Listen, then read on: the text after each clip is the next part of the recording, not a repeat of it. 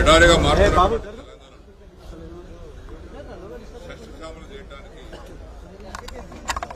అధికారులు వచ్చిన వెంటనే చెప్పిన మాట చెప్పినట్టుగా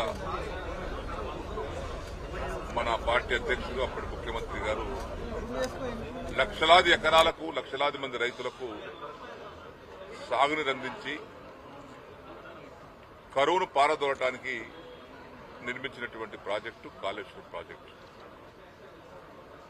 ఈ ప్రాజెక్టు అతి గొప్ప ప్రాజెక్టు అన్న సంగతి అందరూ మెచ్చుకున్నారు. కానీ ఇటీవల వచ్చినటువంటి ప్రభుత్వం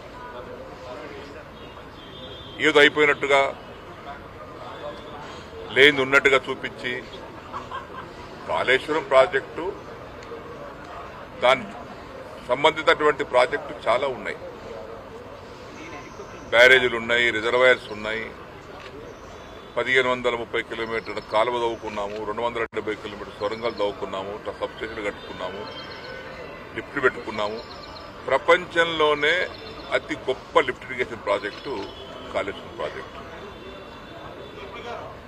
500-600 మీటర్ల లోతు నుంచి సముద్ర మట్టానికంటే పైన నీళ్లు తోడి ఎడారిగా మారుతున్నటువంటి తెలంగాణ రైతాంగానికి సస్యశ్యామలం చేసి సుభిక్షం చేసి పంటలు పండించడానికి రైతులకు నిలబడ్డటువంటి ప్రభుత్వం ఆనాటి బీఆర్ఎస్ ప్రభుత్వం, ఆనాడు ముఖ్యమంత్రి కేసీఆర్ గారు.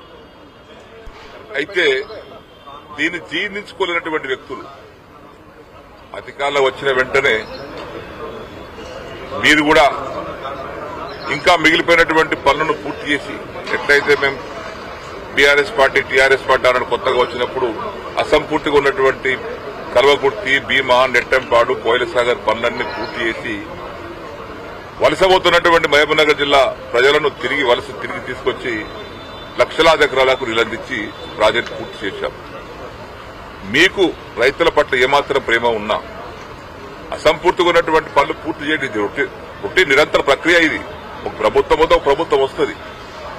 కానీ దానికి దృష్టిలో పెట్టుకుని అది పక్కన పెట్టి బ్యారేజ్, మేడిగడ్డ బ్యారేజ్ ఏమైందండి? 86 పిల్లలలో 3 పిల్లలు కుంగినాయి. అది ఎందుకు కుంగినాయి? ఏదో సాంకేతిక కారణం ఉండవచ్చు.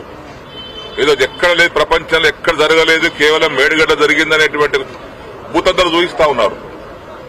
ప్రపంచవ్యాప్తంగా, దేశవ్యాప్తంగా అనేక ప్రాజెక్టుల్లో కొన్ని సందర్భాల్లో సాంకేతికమైన లోపాలు వస్తాయి. ఆ సాంకేతిక లోపాల సరిదిద్దాల్సిన బాధ్యత ప్రభుత్వాలది. కానీ దాన్ని అడ్డం పెట్టుకుని రాజకీయం చేయడం అనేది ఇది మంచి పద్ధతి కాదు. మీ బాధ్యత అక్కడ సవరించాలి. దాని ఎందుకంటే ఆల్రెడీ ఇప్పుడు 3 మాసాలు మీరు వచ్చి 3 మాసాలు అయిపోయింది. ఇంకా వర్షాకాలం 3 మాసాలే మిగిలి ఉంది. ఈ లోపల దాన్ని రెక్టిఫై చేసి రైతాంగం అందించాలి. ఈ ప్రాజెక్టు వల్ల జరిగేటువంటి పరిణామం ఏందో మీకు తెలుసో లేదో తెలియదో. దీని కింద 2 రకాల లబ్ధి ఉన్నది. ఒకటి ప్రత్యక్షమైనటువంటి ఆయకట్టు, డైరెక్ట్ గా పారేటువంటి ఆయకట్టు ఉంది. ఒకటి స్థిరీకరణ ఉంది. నిజాం సాగర్, శ్రీరామ్ సాగర్ ఇవన్నీ ప్రాజెక్టులు స్థిరీకరించేటువంటి ప్రాజెక్టులు. పోయినసారి కూడా మా నిజాం సాగర్ ఆయకట్టు కింద పంటలు ఎండుతా ఉంటే ఇదే కొండపోచమ్మ సాగర్ నుంచి నీళ్లు తీసుకెళ్లి మేము మా పంటలు కాపాడుకున్నాం. సింగూరు కింద పంటలు కాపాడుకున్నాం. దాని ప్రయోజనాలు అవి. అది పక్కన పెట్టి ప్రత్యేకంగా కేవలం ఏం పని లేనట్టుగా రాజకీయం చేయడానికి కోసం మేడిగడ్డ ప్రాజెక్టు వాడుకొని, మేడిగడ్డ ఒకటేనండి, మేడిగడ్డ కాళేశ్వరం ప్రాజెక్టులో 196 స్కీమ్స్ ఉన్నాయి. బ్రహ్మాండమైనటువంటి పథకాలున్నాయి. అందరు అబ్బలపడేటువంటి పథకాలున్నాయి, పనులున్నాయి. అది ఏం చూడకుండా కేవలం ఆ 3 పిల్లల దగ్గరికి పోయి ప్రతిసారి ఆ 3 పిల్లల దగ్గరికి అవునండి పోగా కారు టైర్ పంక్చర్ అవుతుంది. కారు బయటపడేస్తామా? పంక్చర్ టైర్ సరి చేసుకుంటాం, నడిపిస్తాం. ఒక మోటార్ సైకిల్ వెళ్ళిపోతుంది, పడేస్తామా? ఇది రోజు ఒక ప్రాజెక్టులో ఉన్నటువంటి చిన్న లోపాలను సవరించుకోవాల్సింది పోయి ఏదోగా అయిపోయింది అని భూతద్దలు పెట్టి చూపించడం ఇది కరెక్ట్ కాదు. అది మీ బాధ్యత రహితంగా చేసేటువంటి పనులు ఇవన్నీ. మేము కూడా అధికారాలు ఉన్నాం, 10 ఏళ్లు ఉన్నాం. మీ కాళేశ్వరం, మీ కల్వకుర్తి ప్రాజెక్టు అసంపూర్తిగా ఉంటే మేము ఎన్నడూ కూడా వాటి గురించి కామెంట్ చేయలే. అసంపూర్తి ఉన్నదాన్ని కంప్లీట్ చేసే ప్రయత్నం చేశాం. రైతులు నీళ్ళు అందించాం. మీరు ఆ పని చేయండి. పాలమూరు రంగారెడ్డి ఉంది, 90% వర్క్ అయింది. ఇంకా 10% వర్క్ ఉంది. పూర్తి చేయండి.